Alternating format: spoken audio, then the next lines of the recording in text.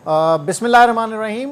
अस्सलाम वालेकुम नाज़रीन, मां आहियां सैयद मुनव्वर आलम ऐं तव्हां इन टाइम ॾिसी रहिया आहियो Imran Khan long March special transmission on KTN ते तव्हांखे असां भलीकार चऊं था। हिन स्पेशल ट्रांसमिशन में जेका लाहौर खां लॉन्ग मार्च शुरू कयो आहे पाकिस्तान तहरीक इंसाफ़ लिबर्टी चौक लाहौर खां ऐं इस्लामाबाद ताईं इहो मार्च आहे। अॼु हिन जो पहिरियों ॾींहुं आहे, 4 नवंबर ताईं इहो मार्च हलंदो ऐं इस्लामाबाद पहुचंदो। उन खां पोइ छा सूरत हाल हूंदी उहो डेफिनेटली पाकिस्तान तहरीक इंसाफ़ ॿुधाए सघंदी त इस्लामाबाद पहुचण खां पोइ उन जो छा शेड्यूल आहे, छा एजेंडो आहे।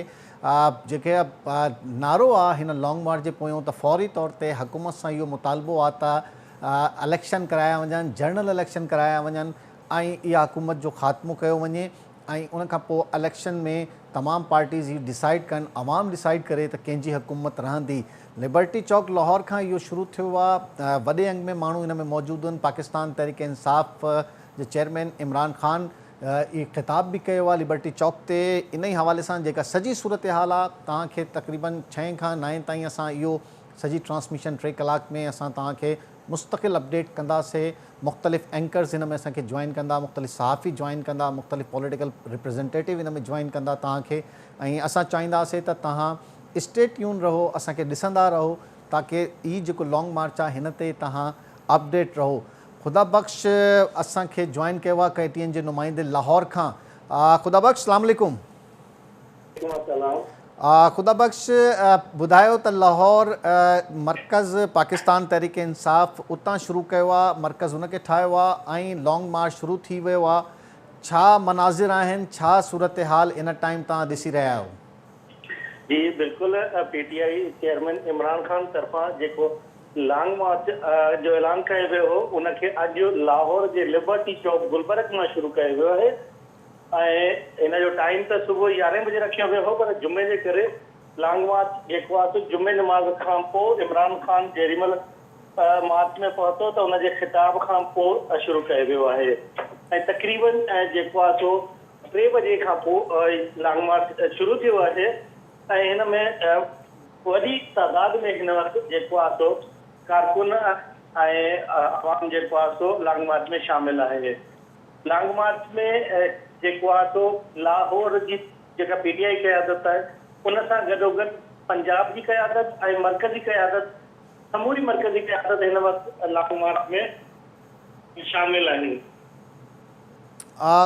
ख़ुदा बख़्श थोरो इन में इहो ॿुधाइजो त हीउ लॉन्ग मार्च लिबर्टी खां शुरू थियो आहे, अॼु पहिरियों ॾींहुं आहे हिन जो ऐं हिन जो रूट छा आहे ऐं किथे पहिरियों ॾींहुं जो इख़्तिताम किथे कयो वेंदो?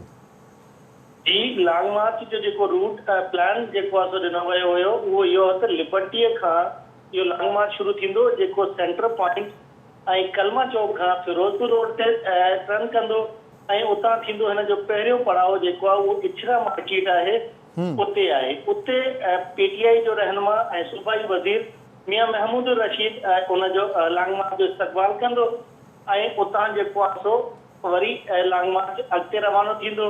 हिन जो ॿियो स्टॉप जेको आहे लॉन्ग मार्च जो उहो आहे मदन चौक। उते पंजाब हुकूमत में सीनियर सूबाई वज़ीर मियां असलम इकबाल जेको आहे सो पंहिंजे काफ़िले समेत लॉन्ग मार्च जो इस्तक़बाल कंदो। लॉन्ग मार्च जो अॼोके ॾींहं जो जेको टियों पड़ाव आहे उहो आहे MAO कॉलेज। उते साबिक़ वफ़ाक़ी वज़ीर हमाद अज़हर जेको हुनजो हल्को बि आहे उते उहो हिन लॉन्ग मार्च जो इस्तक़बाल कंदो। उन खां पोइ लॉन्ग मार्च पंहिंजे रूट तां थींदो। जेको चौथों पड़ाव आहे उहो आहे GPO चौक, जिते PTI पंजाब जी सदर ऐं सूबाई वज़ीर सिहत यासमीन राशिद पंहिंजे काफ़िले समेत जेको आहे लॉन्ग मार्च जो इस्तक़बाल कंदी। उन खां पोइ लॉन्ग मार्च जो अॻिलो पड़ाव जेको आहे उहो दाता दरबार आहे। दाता दरबार में उन इलाइक़े मां टिकट होल्डर आहे PTI जो असगर गुजर उहो पंहिंजे कारकुननि समेत लॉन्ग मार्च जो इस्तक़बाल कंदो ऐं लॉन्ग मार्च जो आख़िरी पड़ाव जेको आहे उहो आज़ादी चौक मीनारे पाकिस्तान जे वेझो आहे। अॼोको लॉन्ग मार्च सॼो जो सॼो लाहौर शहर जे अंदरि ई आहे, यानी लिबर्टी चौक खां थी सेंटर पॉइंट इछरे खां थींदो मदन GPO चौक दाता दरबार खां आज़ादी चौक ते वञी इख़्तिताम पज़ीर थींदो ऐं जेको आहे सो लाहौर जा जेके रहनुमा आहिनि उहे पंहिंजे पंहिंजे हल्कनि में लॉन्ग मार्च जो इस्तक़बाल कंदा ऐं लॉन्ग मार्च जेको आहे सो ख़तमु कंदा। लॉन्ग मार्च सुभाणे शादरा चौक खां ॿिए ॾींहं ते रवानो थींदो, जेको पंहिंजी मंज़िल थींदो गुजरांवाला, गुजरात, झेलम सराय, आलमगीर, गुजर खान, रवात खां थींदो रावलपिंडी ऐं पोइ इस्लामाबाद ताईं। त 4 तारीख़ ते 4 नवंबर ते वञी पहुचंदो। लॉन्ग मार्च में हिन वक़्त ताईं जेको जोशो ख़रोश ॾिसिजे पियो उहो त तमामु घणो आहे। जेको आहे कारकुन ऐं वॾा एक्साइटेड आहिनि ऐं माण्हू बाक़ाइदा इमरान ख़ान खे अॼु बि माना जेको आहे ॾिसण लाइ जेको आहे वालहा अंदाज़ में मौजूदु आहे। अच्छा ख़ुदाबख्श सिक्योरिटी जी छा सूरत हाल आहे? सिक्योरिटी जा कहिड़ा इंतज़ाम आहिनि ऐं कहिड़ा रूट अल्टरनेट ही सॼो लाहौर ज़ाहिरी ॻाल्हि आहे हिन में इंगेज हूंदो त ट्रैफिक रूट ऐं हिन जे हवाले सां छा अपडेट आहे? सिक्योरिटी जे हवाले सां छा अपडेट आहे? जी, सिक्योरिटी जे लाइ मां तव्हांखे अपडेट कंदो हलां त सिक्योरिटी हिन थोरी देरि पहिरियों जेको आहे हिकु दफ़ो ॿीहर वज़ीर आला पंजाब जी सरबराहीअ में लॉन्ग मार्च जी सिक्योरिटी जे हवाले सां हिकु इंतिहाई अहम इजलास थियो आहे, जंहिंमें पुलिस जी सॼी क़यादत IG पंजाब ऐं CCPO लाहौर समेत जेको आहे हर ज़ोन जा SSPs ऐं DSPs वग़ैरह मौजूदु हुआ ऐं उन में जेको आहे मॉनिटरिंग रूम क़ाइमु कयो वियो आहे, जितां पंजाब जी जेको आहे सो इंतिज़ामिया आहे उहा हिन पूरे लॉन्ग मार्च जी सिक्योरिटी खे कवर करे रही आहे। जॾहिं त लॉन्ग मार्च सां गॾु हिन वक़्तु बि इंतिहाई सख़्तु सिक्योरिटी आहे, जंहिंमें police, reserve force, police response unit ऐं डॉल्फिन स्क्वाड जा जेके अमलदार आहिनि ऐं उन्हनि जी जेका लीडरशिप आहे उहा लॉन्ग मार्च में मौजूदु आहे ऐं उहो इंतिहाई सख़्तु क़िस्म जी स्नैप चेकिंग ऐं जेकॾहिं के मशकूक माण्हू खे ॾिसनि था या उन्हनि खे रोकनि था जेको आहे सो ऐं इंतिहाई अलर्ट जेको आहे सो सिक्योरिटी रखी वई आहे त कंहिं बि क़िस्म जो को नाख़ुशगवार वाक़ियो हिन मार्च जे अंदरि न थिए। अच्छा ख़ुदाबख्श ही जेको लॉन्ग मार्च आहे तव्हां हिन खां पहिरें सरगर्मियूं ॾिसूं पिया, छा तव्हां ॾिसो था त सिर्फ़ु कारकुन आहिनि या जनरल पब्लिक बि रिस्पॉन्स करे थी इमरान ख़ान खे? ऐं जेका पहिरीं स्पीच कई इमरान ख़ान उन में उनजो छा चवणु हुयो, थोरो उहो ॿुधाइजो। जी बिल्कुलु, लॉन्ग मार्च जेको आहे सो हुन में हिकु त सिर्फ़ु कारकुन न आहिनि, असां सुबुह खां वठी इन मार्च में मौजूदु आहियूं ऐं मुख़्तलिफ़ क़िस्म जे माण्हुनि सां माना मिली ॻाल्हाए रहिया आहियूं, उन्हनि खां उन्हनि जा व्यूज़ वठी रहिया आहियूं।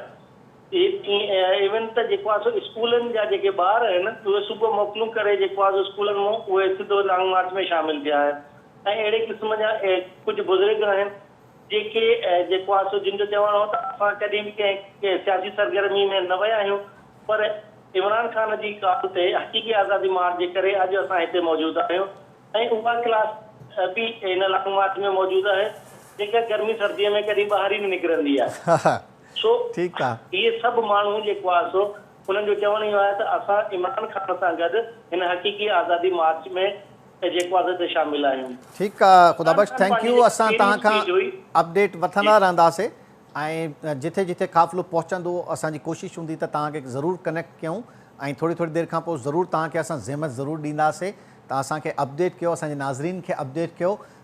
इन ई हवाले सां अॻिते हलंदासीं इस्लामाबाद ऐं इस्लामाबाद, छो त इहो मार्च इस्लामाबाद पहुचंदो ऐं इस्लामाबाद में तक़रीबन 15 ॾींहंनि खां इन जी तयारियूं हलनि थियूं ऐं जेको तयारियूं आहिनि उन ई हवाले सां छा तयारियूं आहिनि, छा कहिड़े पॉइंट ते हुकूमत सोची रही आहे त लॉन्ग मार्च खे उते स्पेस ॾिजे, अदालत छा थी चए, छो त इमरान ख़ान इहो चयो आहे त जिथे अदालत चवंदी असां होॾे वेंदासीं, असांजो को कंहिं रेड ज़ोन में या असांजे अहिड़े इलाइक़े में जिथे ममानत हूंदी या कमु मना कया हूंदो उते असां न वेंदासीं। असांखे नुमाइंदे ख़ुसूसी KTN जॉइन कयो आहे इस्लामाबाद खां। असद अस्सलाम वालेकुम। असद, छा ॾिसी रहिया आहियो तव्हां त हीअ जेको 15 ॾींहंनि खां एक्सरसाइज़ हले थी ऐं अॼु छा सूरत हाल आहे ऐं ईंदड़ वक़्त में जीअं जीअं हीउ क़ाफ़िलो वेझो पहुचंदो त हुकूमत छा तयारी करे रही आहे? जी मनोज साहब, बिल्कुलु 15 ॾींहं बिना हिनखे बिना हिकु महीनो चइजे जो हुकूमत लॻभॻि हिकु महीने खां जेका इस्लामाबाद खे में तयारियूं करे रही आहे त जीअं जेका लॉन्ग मार्च ऐलानियल हुई PTI जे चेयरमैन इमरान ख़ान जी, उनखे कीअं मोहन ॾिजे, उन ते मुख़्तलिफ़ क़िस्म जा इजलास थिया, सूबाई हुकूमतुनि खां तावन वठण जी बि उन हवाले सां शुरूआती ॾींहंनि में कोशिशि कई वई, ख़ासि तौर ते सिंध हुकूमत ऐं बलोचिस्तान हुकूमत हिन में ताउन बि कयो आहे। उतां जेके सिक्योरिटी एहलकार आहिनि, ख़ासि तौर ते सिंध पुलिस जा वॾे तादाद में जेके एहलकार आहिनि उहे बि इस्लामाबाद पहुतल आहिनि। ऐं हिन वक़्तु जेके आहिनि इस्लामाबाद में जे मुख़्तलिफ़ हंधनि ते जेके बि इस्लामाबाद जूं एंट्री पॉइंट्स आहिनि उन्हनि समूरनि एंट्री पॉइंट्स ते जेके आहिनि जेके कंटेनर लॻाया विया आहिनि, उहे कंटेनर उहे साइडनि ते पिया आहिनि जीअं फ़िलहाल ट्रैफ़िक खे जेको आहे सो रोक मुअतल न कजे ऐं इस्लामाबाद में ईंदड़ जेका ट्रैफ़िक आहे उहा बि मुंझारे जो शिकार या परेशान न थिए पोइ आम माण्हू बि। इन करे उहा जीअं जीअं लॉन्ग मार्च वेझी ईंदी त उन्हनि कंटेनर्स खे इस्लामाबाद वारा ख़ासि तौर ते उन्हनि खे बंदि कयो वेंदो। ऐं जेको हिननि खे हिन वक़्त जी अॼोकी जेका ताज़ी अपडेट आहे त कुझु वक़्तु अॻु में जेका PTI जी क़यादत आहे जंहिंमें हिननि जो जेको वकील अॻवान आहे बाबर आवान, हुनजी मुलाक़ात थी आहे डिप्टी कमिश्नर इस्लामाबाद सां। हुन डिप्टी कमिश्नर इस्लामाबाद खे हुननि जेका दरख़्वास्त ॾिनी हुई उहा हुननि डिप्टी कमिश्नर इस्लामाबाद उहा रद्द करे छॾी आहे ऐं NOC न ॾिनी आहे। ऐं उन्हनि खे हिकिड़ो तहरीरी तौर ते उन्हनि खे हिकिड़ो लेटर जारी कयो वियो आहे PTI क़यादत खे या जेका इंतिज़ामिया आहे मक़ामी जिन गुज़िरियल भेरे बि NOC वरिती हुई त उन्हनि में उन्हनि खे चयो वियो आहे त तव्हां गुज़िरियल भेरे बि शर्तनि ते पूरा न लथा आहियो, गुज़िरियल भेरे बि जेका तव्हां NOC वरिती हुई उन में भंज कड़ी कई आहे, तव्हां रेड ज़ोन में न अचण जा वाइदा कया हुआ, तव्हां जंगलात खे न साड़ण जा वाइदा कया हुआ ऐं नुक़सान न पहुचाइण जा जेके वाइदा वचन तहरीरी तौर ते कया हुआ उन्हनि समूरनि वाइदा वचननि खे तव्हां जेको आहे टोड़ियो आहे, जंहिंजे करे तव्हांखे फ़िलहाल NOC नथी जारी करे सघे, जंहिं करे पहिरें तव्हां उहा ज़मानत ॾियो उन खां बाद में तव्हांखे NOC जारी कई वेंदी। हाणे जेका NOC जी ॻाल्हि आहे त इब्तिदाई तौर ते PTI क़यादत जेका NOC फ़िलहाल H9 वारे इलाइक़े में वठण जी लाइ ॾिनी आहे या फातिमा जनाब पार्क में 2-3 ऑप्शन जेके उन्हनि ॾिना आहिनि। इन खां अॻिते अचण जे रोकण जे लाइ इंतिज़ामिया जी तयारी आहे। H9 ताईं या इस्लामाबाद में हिननि खे एंट्री पॉइंट ॾिनी वेंदी जेको इंतिज़ामिया तरफ़ां हिन वक़्त ताईं फ़ैसिलो कयो वियो आहे। त उन खां पोइ जेकॾहिं हीअ अॻिते वधण जी कोशिशि कनि था या जेको हिननि जो अंदरूनी सतह ते हुकूमत वटि बि रिपोर्टूं आहिनि त इहे D चौक तरफ़ वधंदा ऐं इमरान ख़ान जेको मुसलसिल ज़िद करे रहियो त असीं रेड ज़ोन में ईंदासीं या कंहिं वक़्तु पंहिंजी तकरीर में बि इशारा ॾेई रहियो। असद तव्हांखे मां थोरो इंटरप्ट तव्हां सां हुजो हिते ई। पाकिस्तान पीपल्स पार्टी कराची डिवीज़न जे सदर ऐं सूबाई वज़ीर वराए महिनत असांखे जॉइन कयो आहे सईद गनी साहब। सईद गनी साहब, थैंक यू वेरी मच। अस्सलाम वालेकुम। वालेकुम सलाम।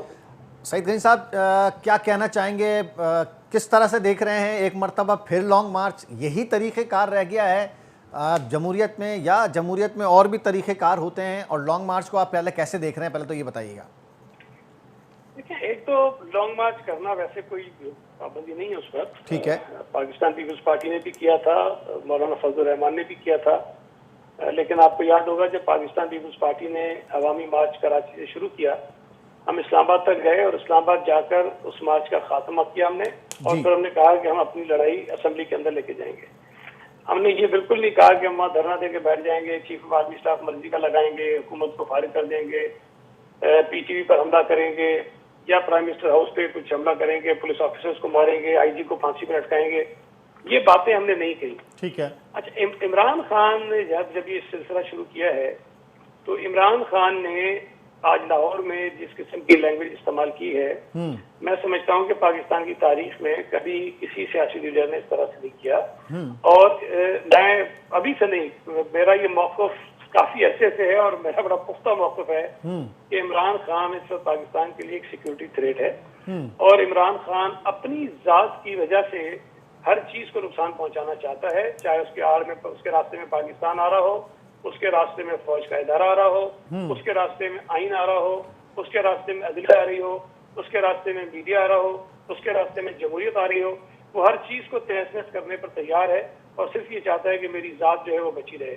ये अप्रोच अगर किसी सियासी लीडर की, किसी सियासी जमात की होगी तो इससे ज्यादा खतरनाक बात कोई नहीं हो सकती। इमरान खान का पॉलिटिकल फ्यूचर जो है वो मुझे बहुत तारीक नजर आ रहा है और अब वो भी फ्रस्ट्रेशन का शिकार है और फ्रस्ट्रेशन का शिकार होकर वो इस किस्म की हरकतें कर रहा है ताकि कोई खराब सूरत पैदा हो जाए। आप आखिर क्यों इस तरह से हम देख रहे हैं कि मुस्तकिल ये रवैया है कि जिन लोगों को नहीं लाना चाहिए उनसे मुस्तकिल मदद मांगी जा रही है, मुस्तकिल उनसे कहा जा रहा है कि हमारा साथ दें, आप न्यूट्रल नहीं रह सकते, आप यूँ नहीं कर सकते। आप क्यों ए पॉलिटिकल चीज़ को करना चाह रहे हैं कि जी वो पॉलिटिसाइज हो जाए? मुनव्वर देखें ना, पाकिस्तान पीपल्स पार्टी ने भी फौज के ऊपर तनकीद की है माजी में, ठीक है, लेकिन हम उस पर तनकीद क्यों करते थे कि वो अपना जो आईनी किरदार था उसको छोड़कर गैर आईनी कामों में पड़ते थे और सियासत में जिसमें फौज को नहीं होना चाहिए वो उसके अंदर आते थे और इंतखाबात के अंदर मैनिपुलेशन करते थे, अपनी मर्जी की पार्टी को जितवाते थे, औरों को हरवाते थे। हमने जिद्दोजहद ये की है कि अब तो उन्होंने तौबा कर ली है, बाकायदा प्रेस नहीं, कॉन्फ्रेंस मैं करके ये कह रहा हूँ, मैं ये आपसे कह रहा हूँ कि आज अगर फौज ने ये बात तय कर ली कि वो अपने जो कॉन्स्टिट्यूशनल उनका मैंडेट है, जो रोल है, वो उसके अंदर रहेंगे और उससे बाहर जाकर अपना कोई काम नहीं करेंगे, सियासत में मुदाखलत नहीं करेंगे, ये जमहूरियत पसंदों के लिए, सियासी लोगों के लिए, इस मुल्क में आइन को मानने वालों के लिए बहुत बड़ी कामयाबी है। अब इस वक्त जब तमाम लोगों को इकट्ठे होकर फौज के इस किरदार को अप्रिशिएट करना चाहिए, उस वक्त इमरान खान एक ऐसा किरदार सामने आया है जो फौज को ये कह रहा है कि तुम वो गैर आईनी काम करो जो तुमने 2018 में किया था, और अगर तुम नहीं करोगे तो मैं तुम्हें जो है वो बहुत नुकसान पहुंचाऊंगा, मैं तुम्हें गालियां दूंगा, मैं तुम्हें गद्दार कहूंगा, मैं तुम्हें मीर जाफर कहूंगा, मैं तुम्हें मीर सादिक कहूंगा और पता नहीं क्या क्या इल्जाम मैं तुम पे लगाऊंगा। तो इमरान खान इस वक्त खुद जो है जो हरकतें कर रहा है वो मैं समझता हूँ कि पाकिस्तान को बहुत ज्यादा नुकसान पहुंचाने के लिए हो रही है, और दुनिया में जो पाकिस्तान के दुश्मन है वो इमरान खान के इस किरदार को बहुत खुशी से शायद देख भी रहे होंगे। और जो बात हम बार बार कहते हैं, मैंने तो बार बार सवाल उठाया कि भाई वो कौन सी मजबूरी थी जिसकी बिना पर भारतीयों ने और इसराइलियों ने इसको फंड किया था। आज आपके सामने वो सारी चीजें आ रही हैं कि वो फंडिंग क्यों की जा रही थी। अच्छा सही साहब, बहुत मुश्किल सूरत हाल से मुल्क गुजर चुका और अब भी बड़े नाजुक मरहले में है। मुश्किल तरीन वक्त में भी सियासी जमातें सब कुछ छोड़ के कहीं ना कहीं रिकन्सिलिएशन पर आ जाती हैं। आप भी करते रहे, पाकिस्तान पीपल्स पार्टी, बेनज़ीर भुट्टो शहीद साहिबा, मियां नवाज शरीफ साहब भी रिकन्सिलिएशन पर गए।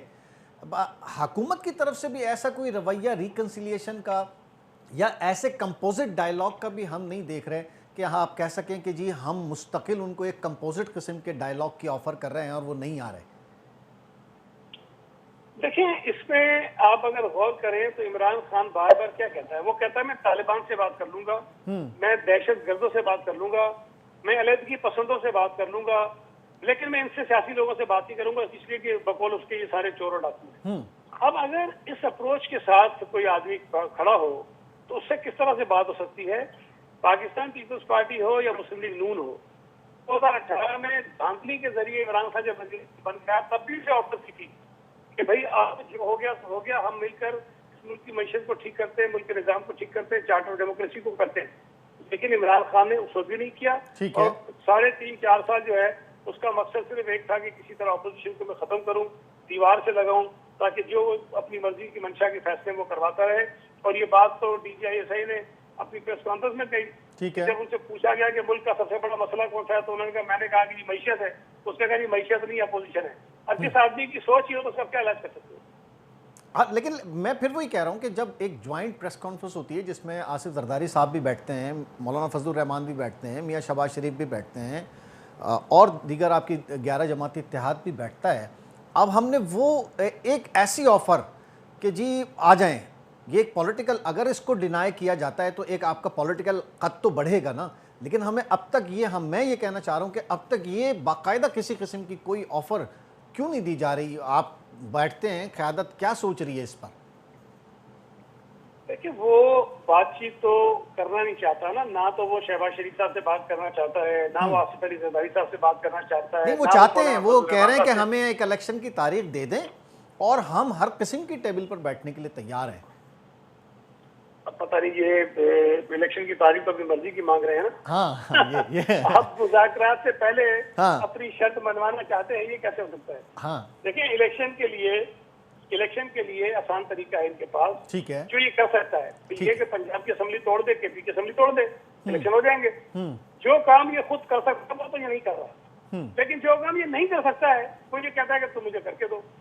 ये कंफ्यूजन है इमरान खान के जहन में। और इसमें नेगोशिएशंस भी तो जाया जा सकता है ना सही साहब, कि अगर भाई 1 महीना आगे नहीं, 2 महीना आगे नहीं, उस तारीख जहां तक हुकूमत ने मुद्दत पूरी करनी है उसके कोई करीब कोई ऐसा कोई।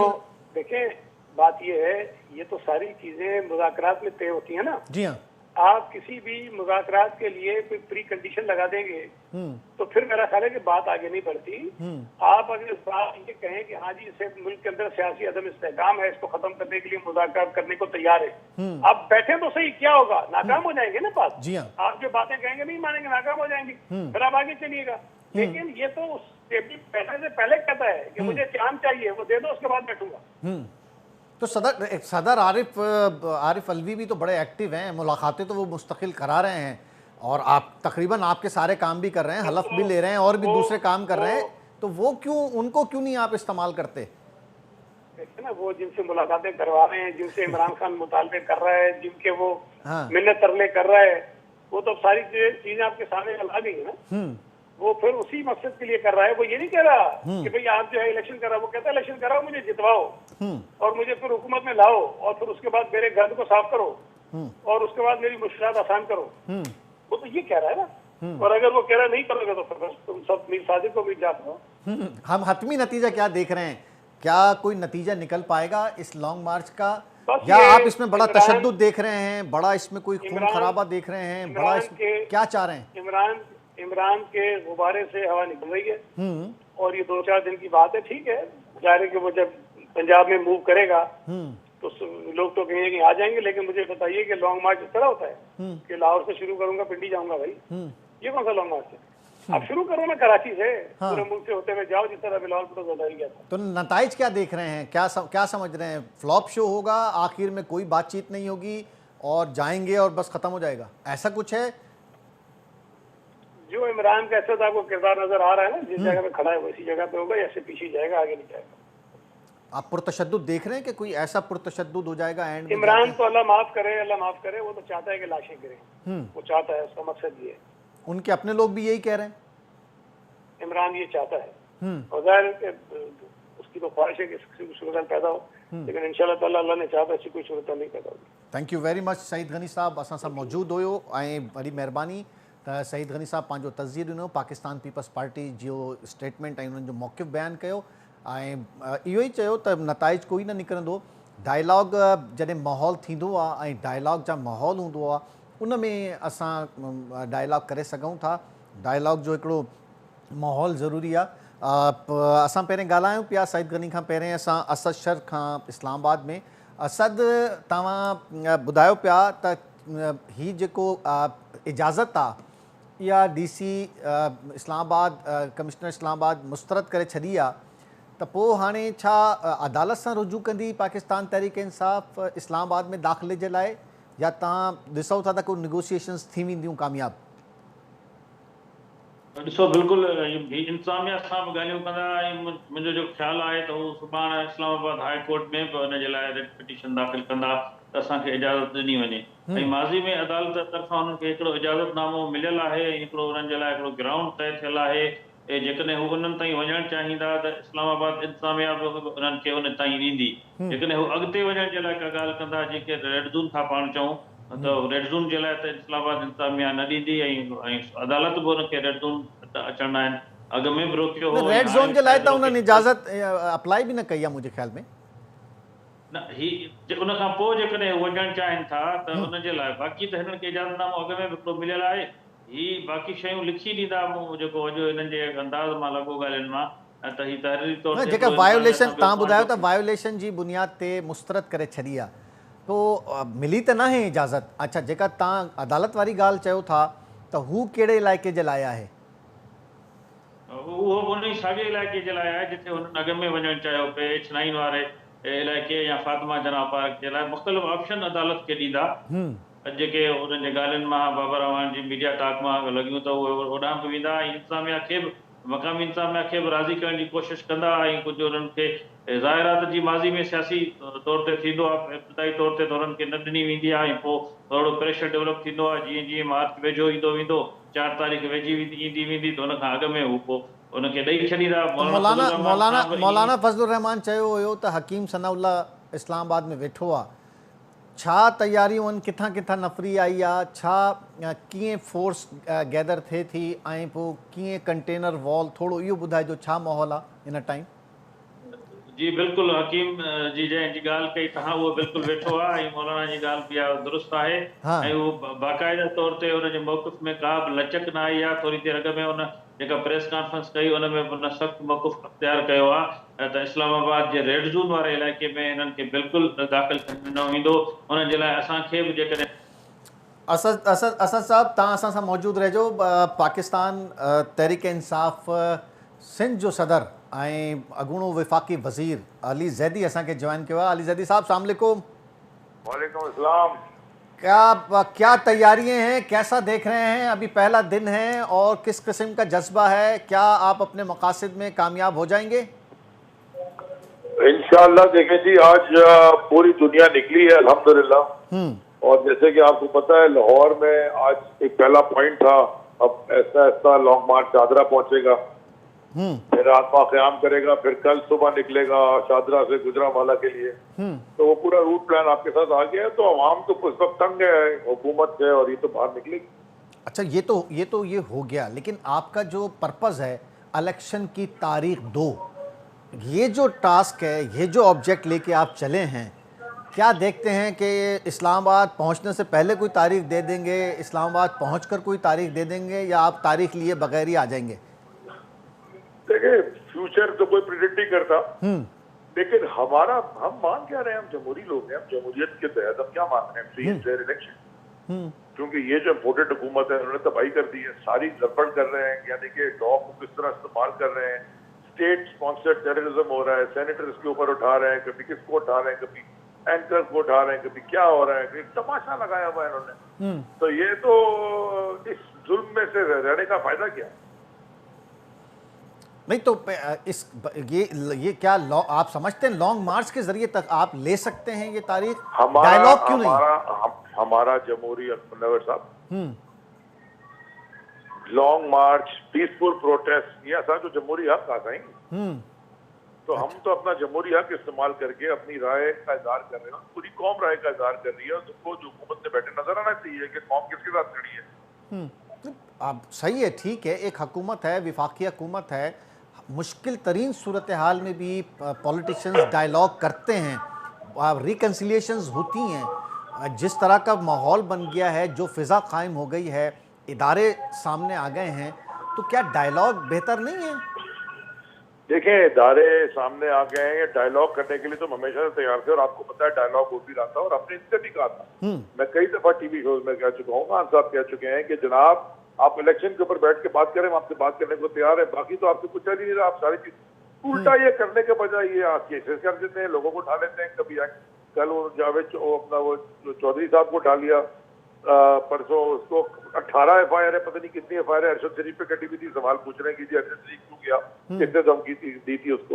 भाई FIR है पूरे चमन से लेके गिलगित तक FIR है, काटरे को कराची से लेके ऊपर तक उसके ऊपर, तो वो धमकी नहीं होती और क्या है? यानी कि फजूल की FIR है, आप हर एक के ऊपर वो कितने एंकर पे काटती हैं, इस तरह तो नहीं होता ना। लेकिन ऐसा माहौल है ना, आपके सदर साहब बैठे हुए हैं, वो मुख्तलिफ मुलाकातें करा तो रहे हैं, तो अपोजिशन के दरमियान ब्रिज के तौर पे क्यों नहीं इस्तेमाल किया जाता? ज़रूर आप कहना यह है कि पहले इलेक्शन की तारीख ने फिर बैठें डायलॉग पे, वो ये कहते हैं कि पहले बैठें तो सही, फिर देखते हैं। सर, हमने ये कभी नहीं कहा, देखें ना, ये ट्विस्ट करते हैं। हमने कहा बैठे इलेक्शन की बात करें, इलेक्शन की बात करने पे हम बैठने को तैयार हैं। हम ये तो नहीं कह रहे आप बैठ के तारीख तय करें ना हमारे साथ, इलेक्शन के ऊपर डिस्कशन करने हम तैयार हैं। हाँ, वो तो कहते हैं कि वक्त पे हो जाएगा, उसकी एक तारीख है। वक्त पे इलेक्शन होता है तो फिर हुकूमत हमारी फॉरेन फंडेड रिजीम चेंज की तरह क्यों इम्पोर्टेड हुकूमत लाके, अच्छा, एक यही तरीका है, चोरों को ऊपर लाके क्यों बता दिया? हाँ, एक यही तरीका है। आपके पास तरीके हैं, आपके पास KP हुकूमत है, आपके पास पंजाब हुकूमत है, आप डिसॉल्व करें हुकूमत को, और किसी तरीके से भी तो मजबूर किया जा सकता है। लॉन्ग मार्च से सारे ऑप्शंस हमारे पास अवेलेबल हैं। पहले हम अपने सारे ऑप्शन एग्जॉस्ट करते रहेंगे वन बाय वन जब तक हम इलेक्शन की डेट नहीं। लेकिन इस वक्त जो आप तसादुम की सूरत हाल देख रहे हैं और जिस तरह की ज़बान, यार हमने औरतें आज पहली तकरीर में खान साहब ने बड़ा जारहाना किस्म का अंदाज अपनाया है। देखिए खान साहब ने क्या कहा, बिलावल जरदारी के कहने पे जब आप एक हटा सकते हैं सेक्टर कमांडर, तो एक सेनेटर के कहने पे क्यों नहीं हटा सकते? यानी कि अगर उनको कंप्लेन है तो आप बात तो करें ना उनसे। वो वहां तक क्यों पहुंचे? वो गलत कह रहे, ठीक कह रहे हैं, उससे बात तो करे कोई यार। आपने बिलावल से फोन पे बात की थी ना, उनसे की है?